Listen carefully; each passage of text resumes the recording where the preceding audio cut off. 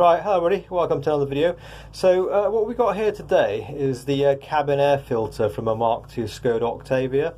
Now in a minute I am going to show putting this back in, so that if anybody's watching this video because they want to see how that's done, that I'll show that. But really the main purpose of this video is not so much to show that job on that specific car, but just really to comment on generally on the fact that for some reason garages, when cars are serviced, often don't change these cabin air filters for some reason. Like look at this one for example. It's absolutely filthy. I mean, this thing has been on there for years and years. It's clear that this thing has not been changed for years. I mean, as a comparison, I mean, this is what the new one looks like.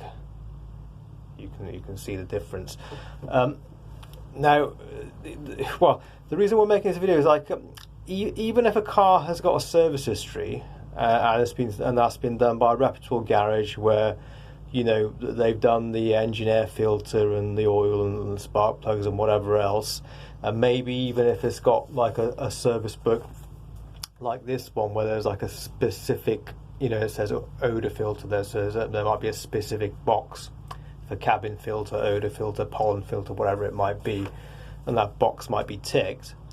Like often over the years we found that when we've had reason to take these out, even if a car's been like recently serviced and maybe even there's like it's got a service book like we just showed where the cabin air filter box has been ticked, we've taken this out and it hasn't been changed, even when there's no evidence of anything else not being done. Like maybe you can see there's new oil in there, new engine air filter, that kind of thing, but for some reason garages often seem to neglect changing these.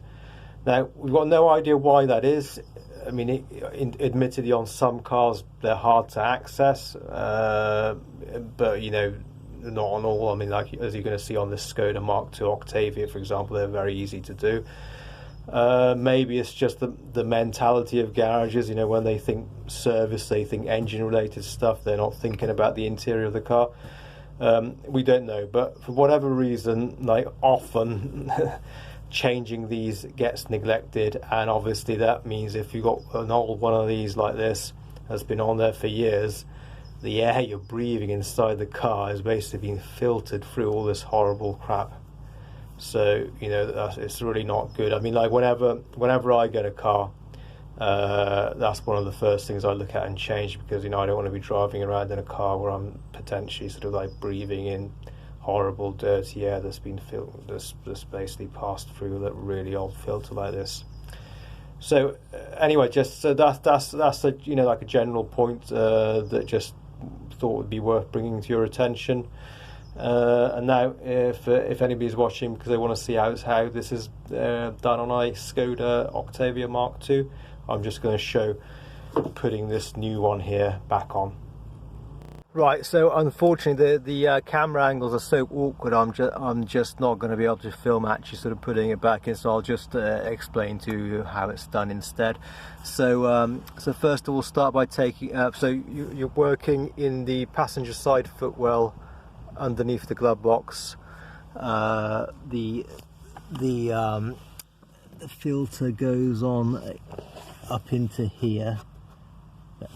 So just to give you perspective where you're working, so start by removing this panel, which sits up there like so, and to remove that simply remove two of these screws there and there. Just there, that can be just done by hand. Remove those two screws, unclip the panel from around the edges, and take it out. And then you have this cover bit which you pull to the left and then take out, and then the filter will actually sometimes come out with that cover if it doesn't take out the filter, and obviously putting the new one is a reversal of all that. So thank you for watching, hope that was helpful. Bye.